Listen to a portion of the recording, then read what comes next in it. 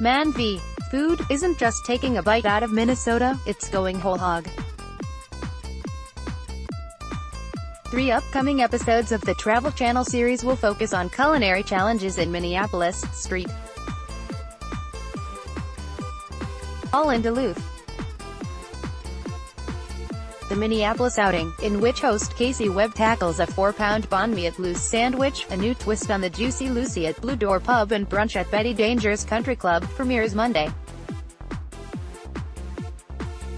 Webb, who took over hosting duties in 2017, reflected on his winter of content in the state during a phone interview last week from his home in New York City. Q. When did you tape the episodes?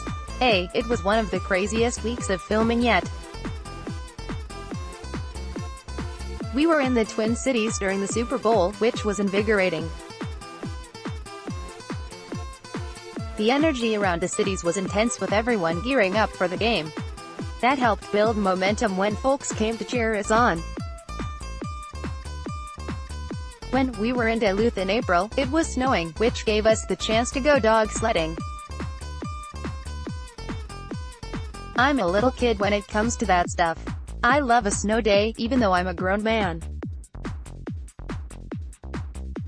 Q. I'm not sure people would consider you a grown man, based on what you do for a living. A. Right. The show should be called Boy v. Food, or maybe Husky Casey v. Food. Q. How do you go about picking the restaurants you'll visit? A. You look for places that haven't been featured before or maybe one that has, like the Blue Door Pub, but are just crushing it.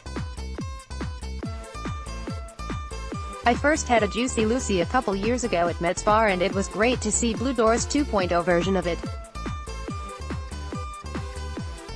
I like places that have a different twist on things. Betty Danger's is so uniquely Minneapolis. To sit by that Ferris wheel and look at the city skyline was a dream. Q. Now that you have a season of hosting under the belt, is it a different experience when you walk into a restaurant? A. Prior to Man v. Food, I was in a commercial that had a national airing and people would come up to me and say, "Hey, aren't you the guy in that ad?" Now they know my full name. Treat everyone the same, like we know each other.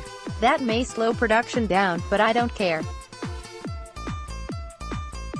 In Duluth, one of the owners arranged to have a local softball team show up to cheer us on.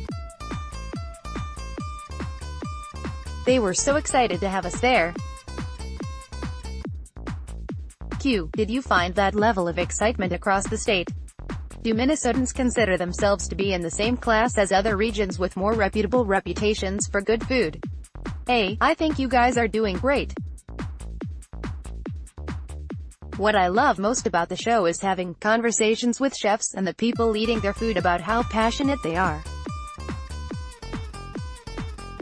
At Luz, the chef was teaching me his mother's recipes in the kitchen as I helped him make this giant sandwich. There was something exciting about building my own fate.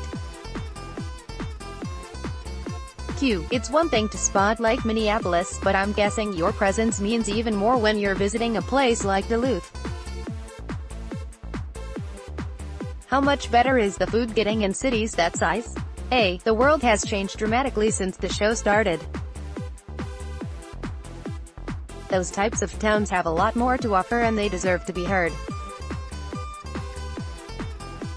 Maybe we were in the dark too long as production companies or thought there wasn't going to be enough to feature. But the world is getting smaller. 2. What cities are underrated for their food? A. Pittsburgh really stood out. The scene is really rooted in the industrial background and that's exciting. I was also impressed by Grand Rapids, Michigan. One of the cool things we do is expose people to places and cities people normally wouldn't go to. People plan their trips around places featured on our show. I've heard we can increase business by 40%. That's enough to keep a mom-and-pop place open another year. It's a silly show, but it's nice having some kind of impact.